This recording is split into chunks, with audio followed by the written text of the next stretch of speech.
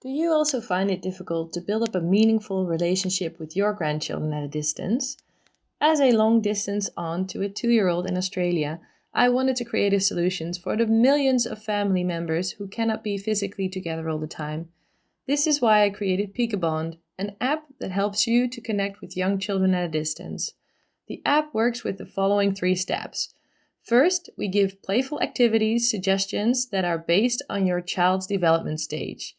These suggestions are science-based and gamified. Secondly, you can create a private family circle. And finally, we'll let you send videos back and forth so you don't have to be live at the same time, and save them in one spot for your grandchild to watch. We've got over 120 content suggestions. You can build a love bank for your grandchildren. And if you go to the Cool Grandpa website and look for the affiliate links, sign up for a newsletter with a lot of inspiring content, or you can try the app for free. Welcome in. I'm excited for you to join us for this week's conversation with my good buddy, Roger Hayes. Now, this is a bonus episode, meaning that this was released a while back, but I know that we've got new listeners, and I know the timing for this is perfect. Now, we are at the very first part of October, so there are some great safety ideas that Roger presents to us for when grandpas and, moms and dads too, walking the little ones around the neighborhood and checking out the little local haunted houses. And Roger really breaks down some of the key areas that you want to look for as far as safety, as far as enjoyment, and really helps prepare us to make sure that those little ones have a fantastic Halloween experience. Roger is a nationally recognized expert when it comes to building and managing home haunts, and he's still really active with presenting his expertise in crafts as well as haunt designs. And he does this through going out and presenting to haunt conventions. So Roger is the guy that we wanted to talk to, and lucky for me, he's one of my best buddies. So you are definitely going to enjoy this conversation. There's some great ideas as far as arts and crafts type activities that you can do with the little ones, as well as, again, safety first, especially with those little kids on Halloween when everybody's running crazy, dashing in and out across the streets, and making sure that they have a great experience. So that's what we're looking for with these little ones. And so without further ado, I'm going to turn it over to Roger.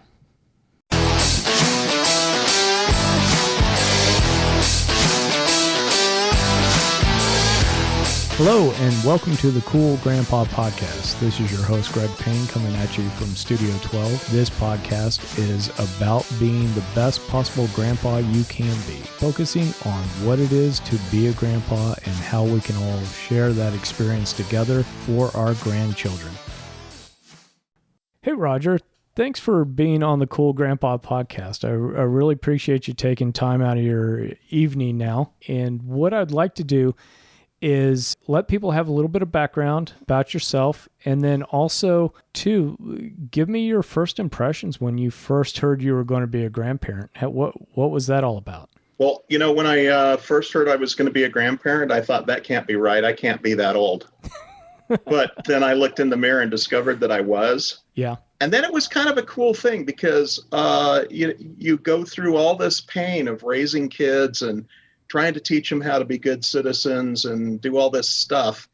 And, having a kid is it's the best and the worst thing you'll ever do in your life. And then you get your reward at the end of that is you get a grandbaby.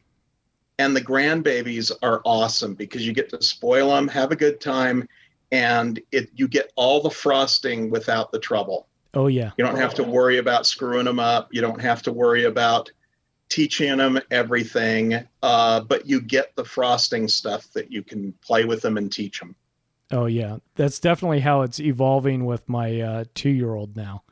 It's great. Yeah. It's really great. I would have looked forward to it a lot more if I knew how cool it was going to be. Now, I've got you on here because you are nationally awarded and nationally known home haunt expert. and this is going to be coming out here in October and time for Halloween. And of course, with COVID and everything, Halloween's going to suck in a lot of places. It will. The people listening to this in 2021, are going to get a lot out of our conversation as well. And what I wanted to do was talk to you a little bit about that opportunity that granddads have to take the kids trick-or-treating. Typically that's not going to be the first couple of years when the kids are dressed up as Winnie the Pooh and they're kind of in the Red Ryder being pulled around the neighborhood. But sometimes granddads get recruited into taking those 8, 9, 10, 11-year-olds and walking around. As kind of an expert in costuming and makeup, what are some helpful safety tips that you would give to a granddad before they went out and started raking in all the candy?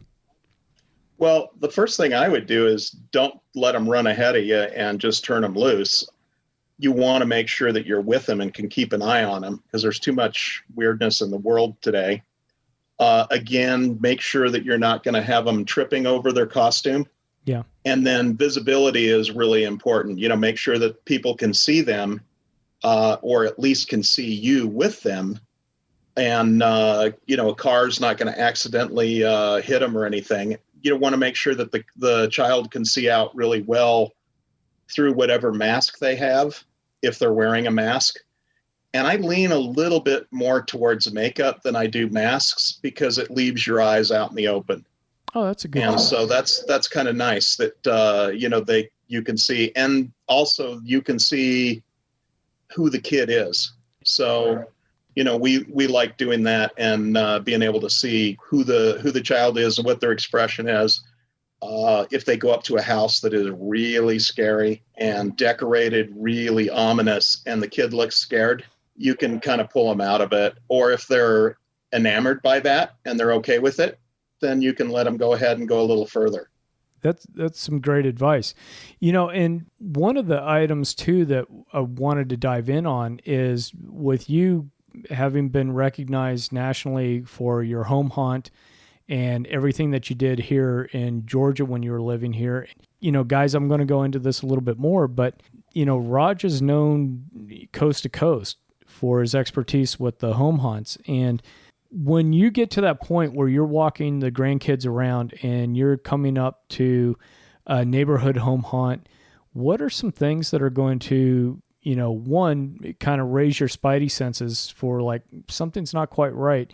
But then also let's talk about too, what are some things where when you come up and see something, hey, this is something that I want to take the grandkid to. This is a good place to go. Yeah, I look for something with the grandkids, especially where mine are younger now. I look for something that's a little more lighthearted and comic, if you will. Cute graveyards and things like that, and the cutesy Halloween stuff as opposed to the real ominous, hardcore horror house stuff. One of the things that I definitely look at when I walk up to any home haunt is, are they doing things that I see that are safe and are up to fire code?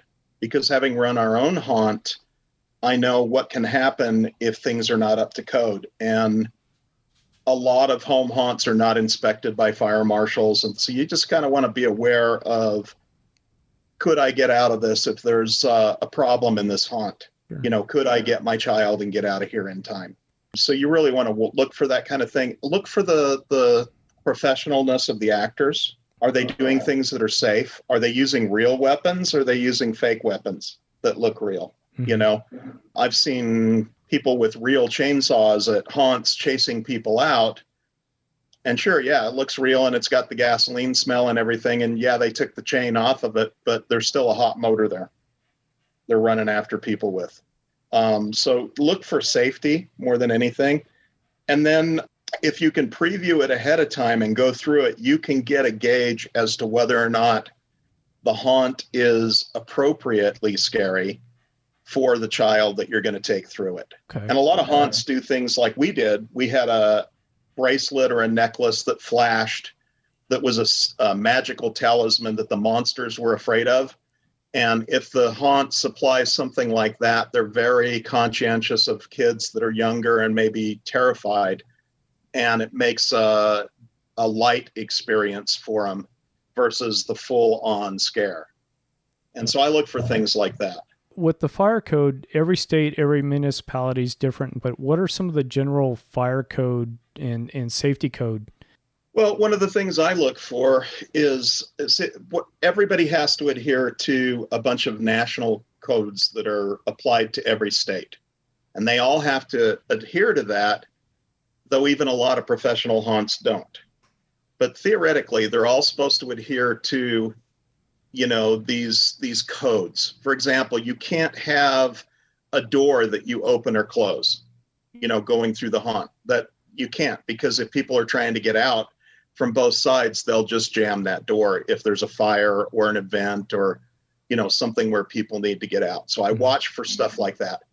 Each local area or municipality can add whatever they want to those codes to add extra layers of stringentness if they want, but they can't ignore the federal codes. Things like mazes that are not clear paths through the haunt are a problem. If there's a fire and there's a maze, they can't figure their way out and burn to death while they're doing that. So it can't be a maze. It needs to be a continuous path through the haunt with scary rooms along the way is what it needs to be. I watch for telltale stuff like broken glass is a telltale thing. Flames in a non-professional haunt are a thing that I really watch for. Visqueen, if they're using Visqueen that's not treated, that stuff burns pretty quickly. And so I'll watch for stuff like that and know whether or not they really have their game on and they're providing a safe experience for the kids, or whether or not this could be an issue if I get in there. And also watch the other patrons that are going through. Are they letting just anybody go in there, or are some of the people that are going in there kind of shady and suspect? In today's world, with all the crazy shootings and violence and things like that have happened, you just want to be aware of your surroundings, especially with grandchildren that are harder to keep track of. What about the haunts that might incorporate going through a garage or even the ground floor of somebody's house? Is that something that you would kind of avoid, or is that something that... Not necessarily. Okay. No, I think that's okay if they look like they're doing it and doing it correctly and doing it well. If it looks like they just threw it together to make it as scary as they possibly can and just threw it together, it'll kind of show. And if it looks like they're good egress points where they can get people out, or, if something happens, they could take them out the back door, or, things like that, those haunts are okay. Yeah. And some of them are really well done. Okay. And a lot of times they'll show their stuff on YouTube and you can see a lot of what the haunt is prior to going through it and sort of judge the level of professionalness that it has. Okay. That's great, because I guess too is the experience would be is that if it's a home haunt that's really trying to put their best foot forward with it, that they are going to do some advertising. It is going to be Canterbury Hills home haunt, and check us out on YouTube, or maybe they've got patrons that have gone through that have posted. Absolutely. Okay, so that's and you can read those reviews. No, that's good. That's a great tip, especially with the technology and stuff around today. People are going to put stuff on the neighborhood Facebook page, or some reviews. I hadn't even thought about that until we started going down this little trail. And you really have to investigate it. There are haunts out there that are not haunts, in my opinion, that are torture experiences, if you will. They don't let kids through. They got to be 18 and above, but it's been a blight on our industry, with the haunt industry, because these torture experiences are out there, and they might get great reviews because the people that dig them really dig them. But from a societal standpoint, is this something we really want to put people through and have them experience, much less the people that run the haunts and do the torture? So we don't want irresponsible haunting. We want to have good fun, ghosts and Halloween and kids stuff that was around when we were little, and that it's the Great Pumpkin Charlie Brown kind of vibe. And, you just want to have the good, fun part of Halloween, especially with grandchildren, because you want it to be a positive experience for them. Oh, absolutely. And I think one of the biggest things too that grandpas are probably even going to be more aware of given our seasoning is that age appropriate factor. I mean, Yes. there's a home haunt that I might take an 8-year-old through, and then there's a home haunt that I might take the 11-year-old through, and it's not going to be the same haunt. That's correct. Different levels of intensity. And that was, you brought up one of the things that you did was great, was this little talisman. And for folks listening, what the kids could do is the kids going through Roger's haunt for like $1 or $2 could get a little blinking pumpkin, and the actors normally would come out and be kind of creepy around the people walking through, never touching, never any of that. But then they would see the little kid walking through with this blinking pumpkin, and the actors would all act afraid of it. This is kind of the holding the cross up to the to Dracula. I remember the little kids really got off on that too, where they'd walk around, and once they figured it out, it was they're going up to Frankenstein and the mummies and everything else, and the kids had a good time on that. And is that something that you found in your different haunt conventions that other people are doing or doing something similar? Or? Well, I think more people were picking it up because I would speak at a lot of the haunt conventions and I would throw that idea out and people would be really excited, and they would be like, wow, that's great.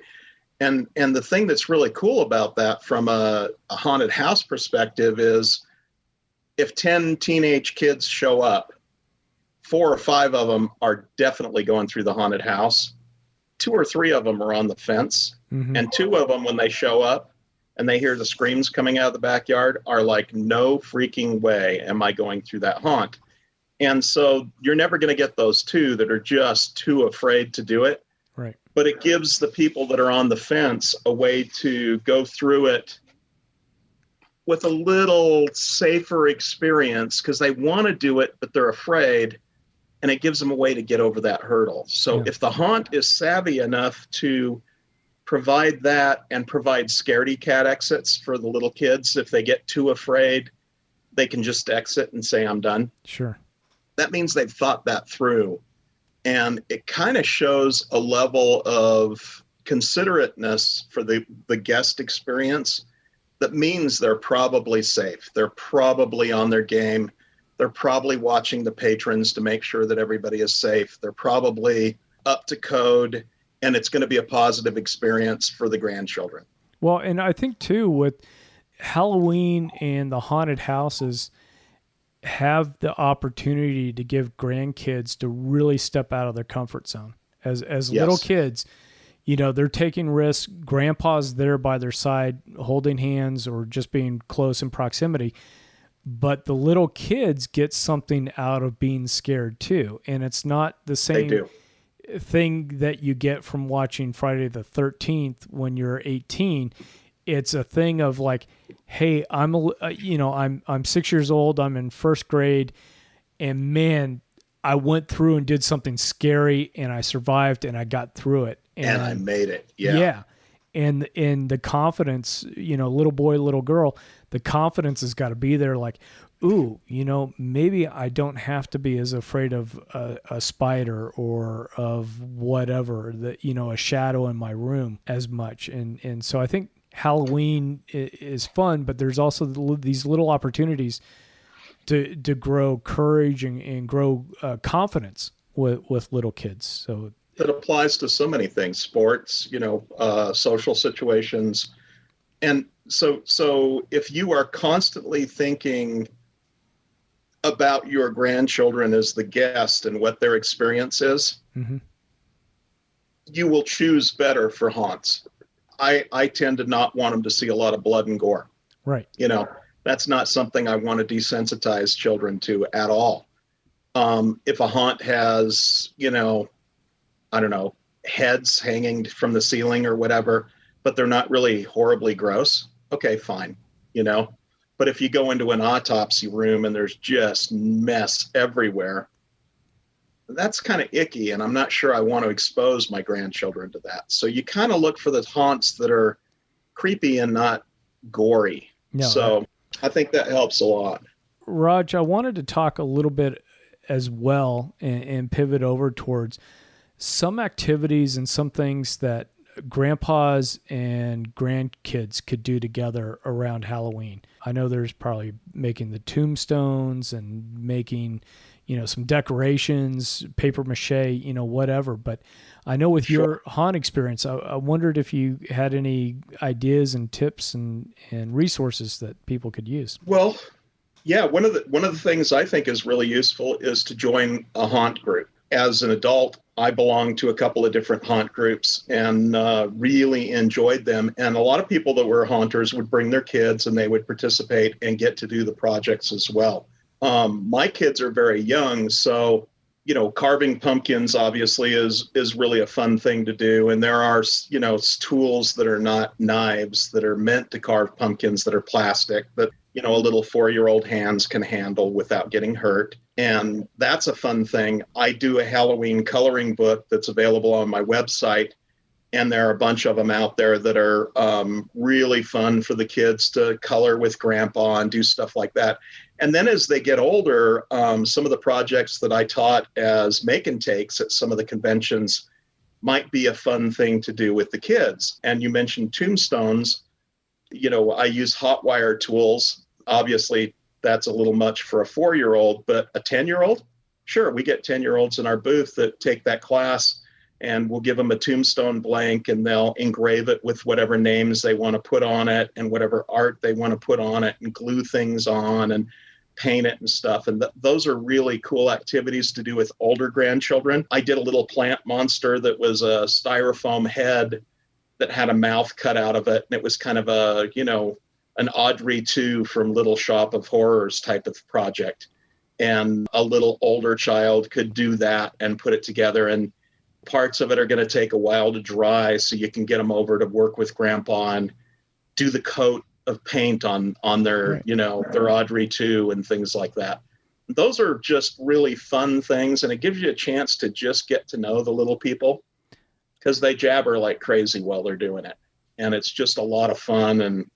And they're going to look back on it as memories when they get older of doing this stuff with grandpa, the way you and I look at our memories of doing things with our grandfathers and how fun that was.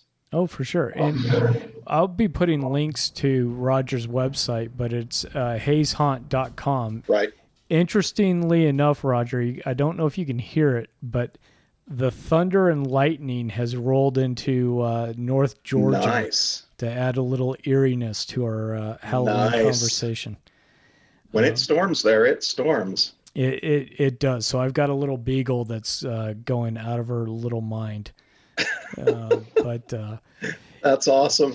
When you're talking about these little these activities, my mind jumped back to those Pinewood Derby days. When the kids are in, Cub Scouts and Weeblos, and I'm sure the Girl Scouts program had something similar, but I remember that time, and I think we've all gone through our stuff in our 20s and 30s and picked out that Pinewood Derby car. And I'm sure just as you said, when you're creating your own little Audrey 2 plant or tombstone with grandpa, or maybe making a casting, that's a memory and an artifact that's going to be dug out, absolutely at some point. Now, the home haunt book, did that have, and I can't remember off the top of my head, so I'm sorry, but did that have some instructions and some ideas on where people could dive in and do their own tombstone and how to do that? Oh, absolutely. Yeah, it's got a lot of stuff like that in there. The name of the book is Home Haunting for Mere Mortals. It is currently out of print. We self-published and we sold out 1,000 copies. Doing conventions. I'm getting ready to run a Kickstarter and get another printing up and maybe add some additional stuff to it, and maybe some fun things for kids to do might be a candidate. And in that book, it also has where I buy my stuff, products I really believe in, what kind of web shooters I use in my haunt that work really well for a home haunter, stuff like that. Sure. Where do I find really cool masks? Where do I find professional quality masks, movie quality masks? Where do I find stuff that might be fun to buy for a 12-year-old kid without breaking the bank? Right. Those kinds of things that are in there. Those are great idea sources for books like that. Yeah, and we'll definitely put a link to that as well, so folks can look at the site, and if they want to get involved with the Kickstarter program, eventually they can do that. Sure. Question about putting myself in the shoes of a grandpa that has an 8, 9, 10-year-old. If I wanted to do a tombstone, or I wanted to do some of these activities, is this something where I could go to Home Depot and kind of scrounge around, and if I get my creativity hat on, I can find this material, or is this more of do a Google search and find the online stores? Well, we now do professional CNC computer milled tombstones, so we're using a higher quality foam. But prior to that, and when I first put out my book, I would go to Home Depot or Lowe's, and I would buy the 2-inch thick foam, and then I would cut that out, and it's not quite as dense as the stuff that we use. And then I would use hot wire tools, which can be bought, and do the engraving and that sort of thing on them. And when we teach our classes, we do the hot wire tools, which we sell as well. And you can always go to hotwirefactory.com, I think is the website. You'd have to look it up. But if you type in Hot Wire Factory, you'll see they sell tools that are in sets, and you can buy a tool as cheap as $30, and you can buy kits with 4 tools and a power supply for a couple of $100. Do some very, very ornate carving and stuff with it. And I'm finding it's very, very addictive for a lot of the kids that are in the 10 years old and up, or even 9 years old and up. They want to carve, they want to create. And a lot of times we would teach classes in our booth to do that. And sometimes we'd have to shoo the kids along because they've carved their tombstone and they're playing with the scrap foam, and we just can't get them to go away because, their parents really need to buy them a tool set and let them go home and be creative.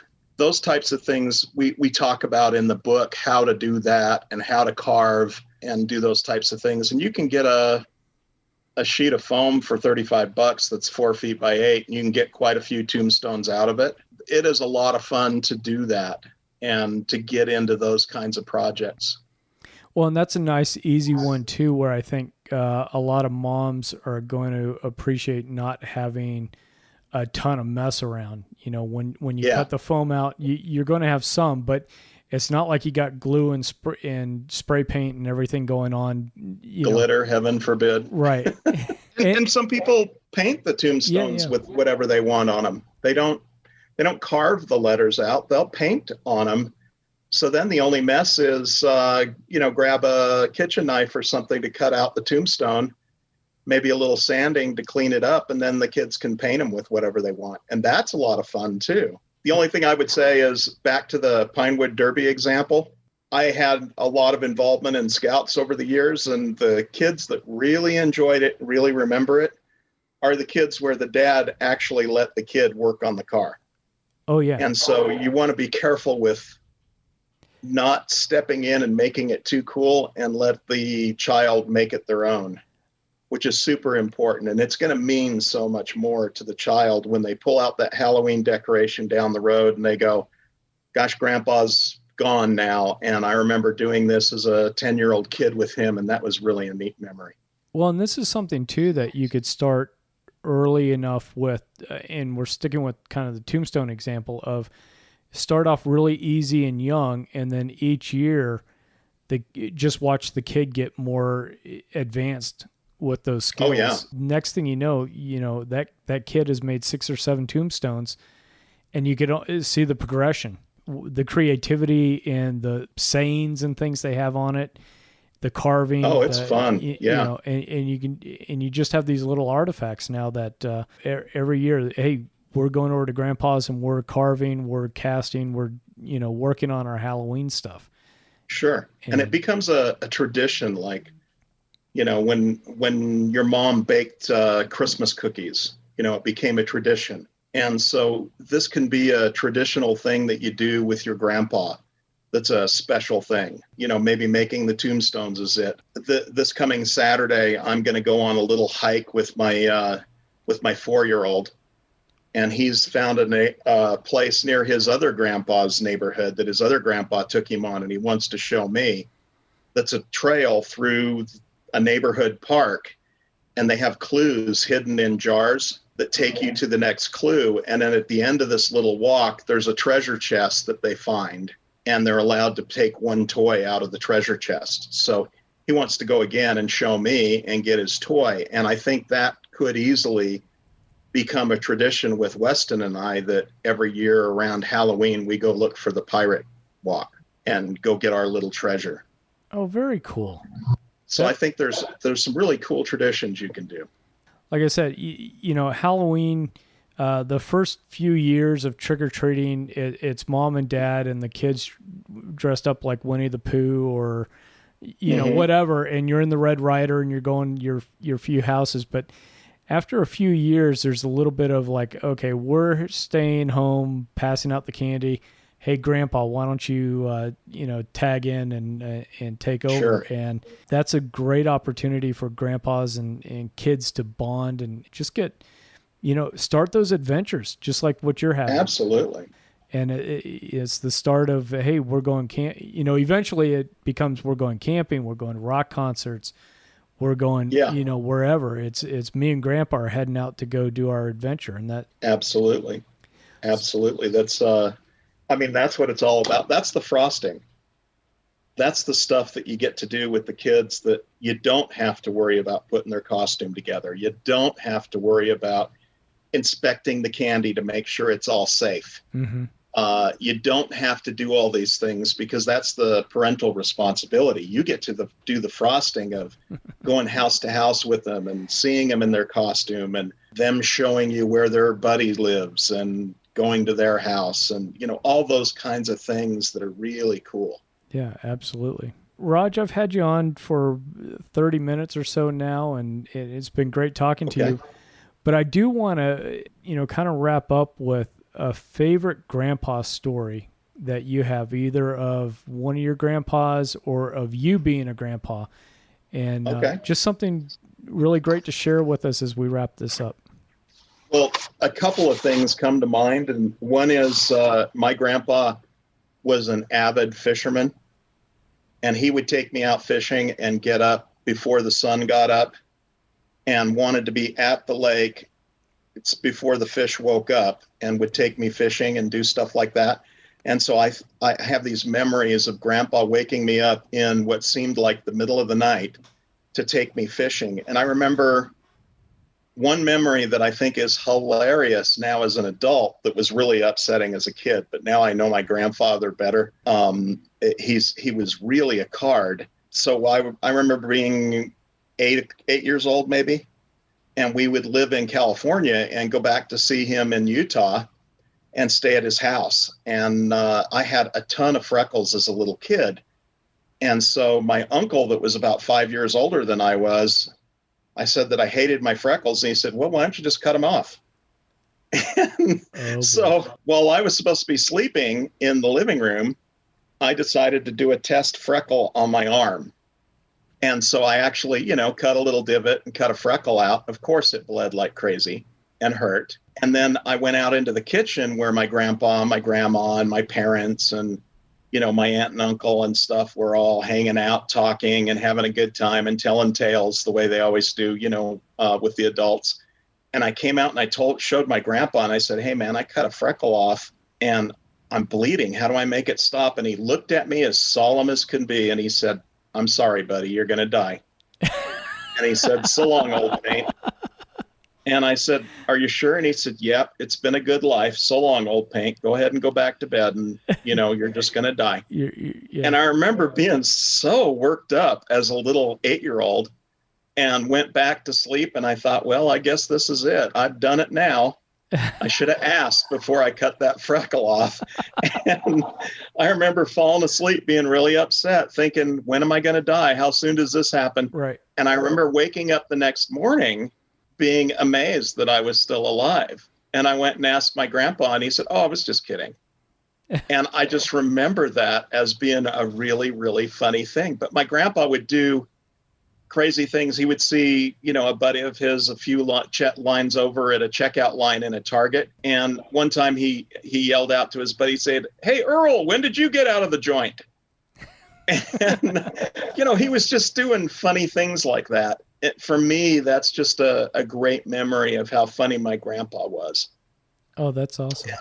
So I'll never forget it. So, fishing and that are just always going to be with me. So this is a chance for us as grandpas to make these kinds of memories with our kids. They're going to be telling, "No, my grandpa did this, or he took me hiking, or my grandpa, does kayaking on this river and took me to paddle in the lake, and or took me on his mountain bike or whatever." It's just a great time. It really is. Yeah, well, and that's exactly the point of the podcast and project, is to help grandpas realize what an important role they have in their grandkids' lives and with their families, because I've talked to well over a dozen people at this point. The podcast is still new and ramping up, but every single person's got these fantastic stories of just how important their grandfathers were in their lives. Absolutely. And some of us aren't fortunate to have that experience, but those of us that are, have those memories. It's the first time Grandpa threw the keys to the farm truck. Oh my gosh! And you took off at 12 years old, and it's like, oh my gosh, I'm 12 years old and I'm driving the farm truck. This is incredible. Cool. Or that's a cool one. To your point, it's we woke up at the butt crack of dawn, go out fishing, and then hopefully you had the point where you're old enough to kind of look over at your grandpa and go, "Man, this is really special." Yeah, it was cool. And what I wouldn't give to do those things now. My grandpa's been gone 30 years, and I would love to sit around a lake and drown worms, with my grandpa again.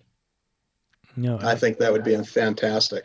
I think it's great you're doing this this podcast. I think this is a really cool thing. Well, thank you. You're quite welcome. And I do appreciate you joining us and sharing your experience with the home haunts and safety tips. And again, I'll put links to the website and the books and all that kind of good stuff in the show notes. If people want to reach out and get involved and be part of that Kickstarter effort down the road, I hope they do. So, Raj, that'd be great. Thanks for being on here, man. I really appreciate you hanging out with us. Thanks for having me. And we'll talk to you later. All right. Be good. What a cool conversation. I know that this had happened a while back, but I really enjoyed listening to this conversation again. Roger had some great ideas for doing some arts and crafts and really sharing some bonding experiences between grandfathers and grandkids. So if you've got some ideas, be sure to run out to Home Depot or Lowe's or, wherever you want to get foam and some of these carving tools and, sit down and do something together. Maybe start a little tradition that every year that you guys build something together. Even if you're remote, you could do some of this stuff over Zoom. Set up your little tablet on your side and they set up a tablet on their side, and you could carve pumpkins together or carve some tombstones or do some crafts together that then become little keepsakes that the kids will have around and have fond memories of doing these activities with Grandpa. If you haven't liked and subscribed to the show, please do so. That's a great way for us to grow our messaging and be able to share this with people that need to hear and understand how important grandparents are in the lives of grandchildren and how important grandparents are in general to the family unit. So, hey, I hope you guys have enjoyed this conversation. I hope you have an awesome, awesome Halloween experience. And until next time, remember to stay cool. Thank you for listening to the Cool Grandpa Podcast. If you've enjoyed this episode, please do me a favor and share it with a friend. That's the best way you can help us to expand our community, as well as get the news out about how valuable grandpas are in the lives of those kids. If you'd like to leave me a comment or shoot me a potential topic for this podcast, please go to www.cool-grandpa.us. Look for the comments tab, fill it out, hit submit. It's as easy as that. Until next time, remember to stay cool.